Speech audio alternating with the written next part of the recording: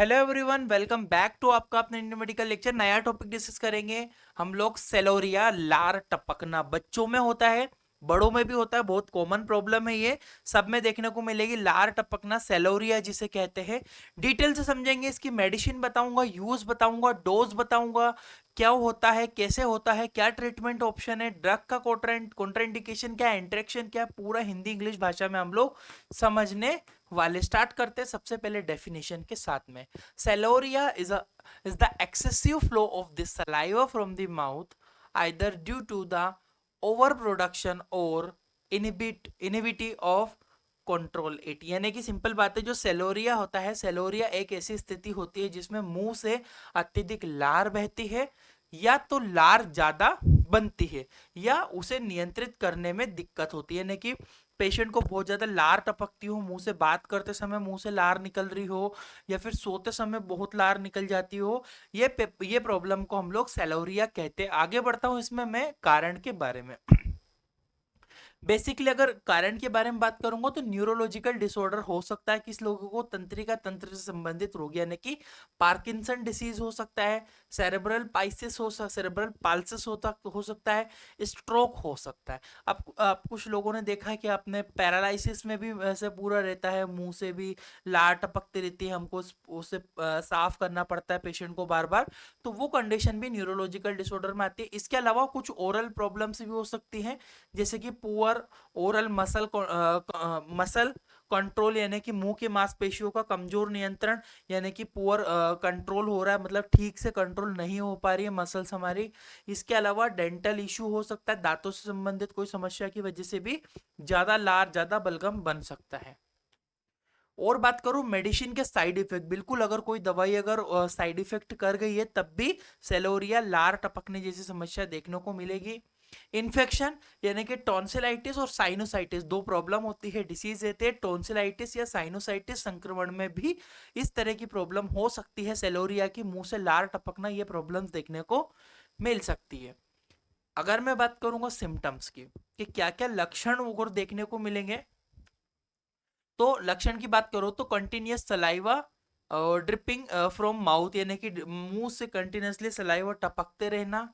Wait lips and chin, यानी कि जो होठ है और आपके होठ है, टोडी है, मतलब यहाँ पर हमेशा गीला रहना, है ना, मुंह के अंदर में हमेशा गीलापन रहेगा। बैड ब्रिथ, यानी कि मुंह से स्मेल भी आएगी गंदी सी, वो भी देखने को मिलती है। स्किन इरिटेशन, यानी कि त्वचा में जलन हो सकती है। डिफिकल्टी स्पीकिंग और ईटिंग, यानी कि पेशेंट बोलने में समस्या होगी, बात नहीं कर पाएगा, स्पीच नहीं दे पाएगा, और उसको समस्या होगी बलगम या मुंह में ज्यादा सलाइवा बनने की वजह से।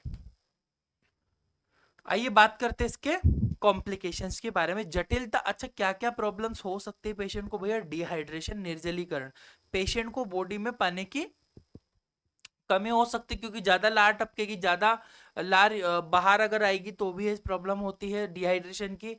या फिर एस्पिरेशन निमोनिया, यानी कि सांस की नली में लार जाने से फेफड़ों में संक्रमण। एस्पिरेशन निमोनिया का मतलब क्या होता है? अगर आप जो नॉर्मली जैसे सांस ली तो फेफड़ों में जाएगी, खाना खाओगे या जो भी मुंह में आपकी सलाइवा बनेगी वो आपके स्टमक में जाएगी। ऐसा तो नहीं होता है कि सलाइवा अगर हाँ चली गई, होता है कभी बात करते समय आप खाना खाओगे तो कुछ टुकड़ा फंस जाना, सलाइवा मुंह में अड़ जाना, तो ठसका लग जाता है, खांसी चल जाती है। तो ऐसे कंडीशन में अगर सलाइवा ज्यादा निकल रही है किसी पेशेंट में, तो एस्पिरेशन निमोनिया, सांस की नली से बलगम चली जाएगी और पेशेंट को क्या होगा, निमोनिया हो सकता है। डायग्नोसिस की मैं बात करूंगा, पेशेंट आया, क्या आप डायग्नोसिस करोगे? तो क्लिनिकल एग्जामिनेशन आप पेशेंट के कर सकते हो, है ना, शारीरिक परीक्षण आप कर सकते हो। इसके अलावा मैं बात करूँ आपको क्लिनिकल एग्जामिनेशन के अलावा, तो न्यूरोलॉजिकल आप तंत्रिका तंत्र से संबंधित जांच आप करवा सकते हो, और सॉल्विंग टेस्ट, यानी निगलने से संबंधित कुछ टेस्ट होते हैं जो कि परफॉर्म करवा के देख सकते हो। आइए देखते हैं ट्रीटमेंट क्या क्या बनते हैं। बिहेवियर थेरेपी, स्पीच थेरेपी और सॉल्विंग एक्सरसाइज, मतलब किसी व्यक्ति को अगर बेसिक मेडिसिन यूज नहीं करना है तो बिना मेडिसिन के भी कुछ ऑप्शंस हमारे पास है, जैसे कि बिहेवियर थेरेपी, व्यवहारिक चिकित्सा देना, स्पीच थेरेपी देना, व्यक्ति को स्पीच थेरेपी आप दे सकते हो, और स्वेल्विंग एक्सरसाइज, यानी कि निगलने के व्यायाम करवाना, जो पेशेंट होगा उसको निगलने में मदद करवाना, व्यायाम करना, एक्सरसाइज करवाना, ये सारी चीजें इंक्लूड होती है। मेडिसिन क्या क्या बनती है? एंटीकोलिनर्जिक ड्रग सबसे ज्यादा इस्तेमाल की जाती है ज्यादा एक्सेसिव सलाइवा बनने पर, जिसमें पहली जो टैबलेट आती है ग्लाइकोपाइरोलेट टैबलेट होती है। ग्लाइकोपाइरोलेट टैबलेट आपको यहाँ पे देखने को मिल जाएगी। ग्लाइकोपाइरोलेट टैबलेट है IP 2 mg की ये टैबलेट होती है, एंटीकोलिनर्जिक क्लास की दवाई होती है। डोजेस कितना देना है पेशेंट को? 2 mg टैबलेट बीडी, यानी कि 2 mg सुबह और 2 mg शाम को। इस टैबलेट को एक सुबह और एक शाम को पेशेंट में दिया जा सकता है। साइड इफेक्ट टैबलेट से हो सकते हैं ओवरडोज करने पर, ज्यादा खाने पर, या कुछ और प्रॉब्लम होने पर, जैसे कि ड्राई माउथ या फिर कॉन्स्टिपेशन। ये दो प्रॉब्लम कॉमन है जो कि देखने को मिलेगी। ड्राई माउथ होना, कॉन्स्टिपेशन होना, ये समस्या है पेशेंट में हो सकती है इस मेडिसिन से। आगे बढ़ता हूं। और मेडिसिन ऑप्शन में बोटॉक्स के इंजेक्शन आते हैं आजकल। बोटॉक्स खूबसूरती के लिए भी लोग लगवाते, बट ऐसा नहीं है, मेडिसिनल यूज होता है। बोटॉक्स इंजेक्शन होता है सलाइवरी ग्लैंड में दिया जाता है ताकि यह लार बनना कम हो सके। इस तरह से बोटॉक्स जो इंजेक्शन है, बोटॉक्स थेरेपी भी कहते हैं। Botox injection directly salivary gland में लगाते हैं, जिससे क्या होता है, वो जो लार बन रही है वो बनना कम हो जाती है, उसकी एक्सेसिव सिक्रेशन कम होता है। सर्जरी इन सीवियर केस, अगर बहुत ज्यादा सीवियर, बहुत ज्यादा बलगम निकल रही तो फिर सर्जरी का ऑप्शन है, जिसमें क्या करते हैं, सलाइवरी ग्लैंड रिमूव और डक्ट रिलोकेट, यानी कि लार ग्रंथि को हटाना या उसकी दिशा को बदल देना। मतलब जो लार ग्रंथि है उसकी उसको ऑपरेट करके निकाल ही देंगे, या फिर उसकी जो नलिया है उसको डायरेक्टली अंदर इंटर करवा देते हैं। क्लियर है? ये सर्जरी के ऑप्शन बनते हैं। प्रिवेंशन की कुछ टिप है, जैसे कि मेंटेन ओरल हाइजीन, मुंह का साफ सफाई रखना। इसके अलावा प्रैक्टिस सॉल्विंग एक्सरसाइज, यानी कि निगलने की कंटिन्यूसली प्रैक्टिस करते रहना।